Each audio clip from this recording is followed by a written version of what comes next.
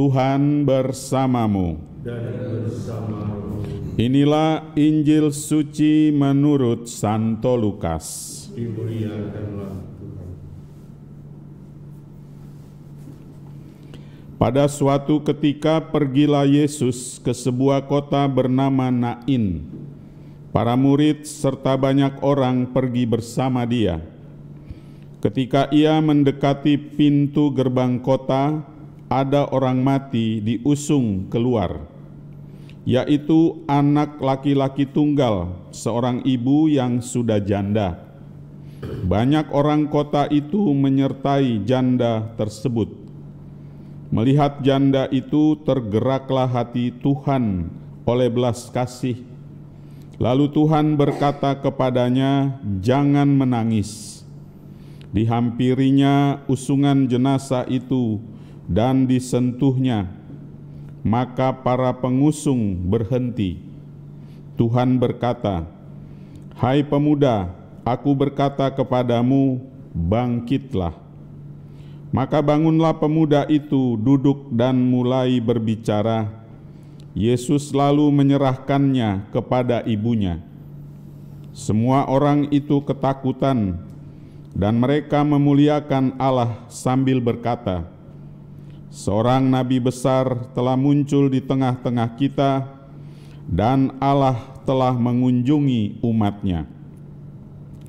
Maka tersiarlah kabar tentang Yesus ke seluruh Yudea dan ke seluruh daerah sekitarnya. Demikianlah sabda Tuhan. Terpujilah Kristus.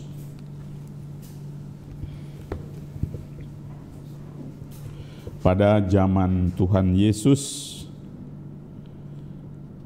wanita kalau belum menikah itu milik ayahnya.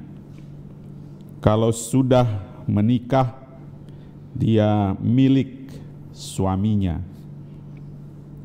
Menjadi persoalan bagi wanita waktu itu bila suaminya meninggal, maka tidak ada statusnya sebagai seorang janda, sangat rentan untuk menjadi korban macam-macam dari masyarakat di sekitarnya.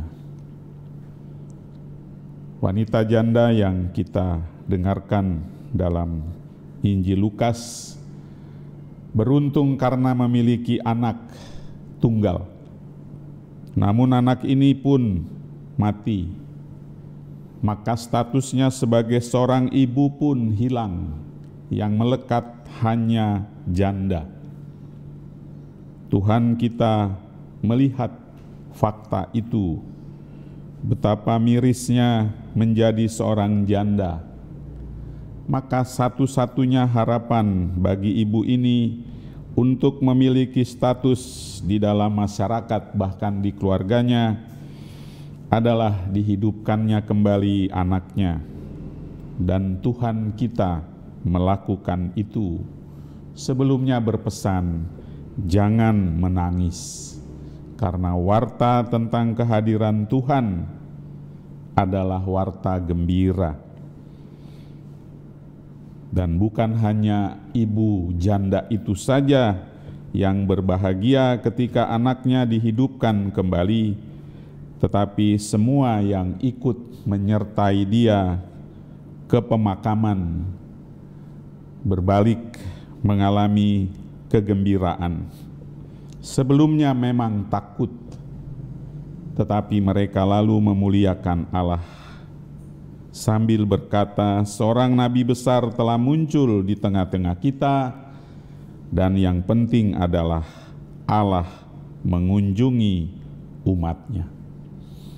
Bagian kita adalah menghadirkan Allah yang mengunjungi umat-Nya kepada siapa saja, lebih-lebih mereka yang susah, menderita, yang tidak dianggap. Panggilan kita adalah panggilan untuk mewartakan kabar gembira, bersatu, bersama, kompak, dan perhatian lebih kepada mereka yang kecil, sederhana, sehingga kita memenuhi seruan dari Santo Paulus pada bacaan kedua tadi. Allah telah mengunjungi umat-Nya, dimuliakanlah namanya sepanjang segala masa. Amin.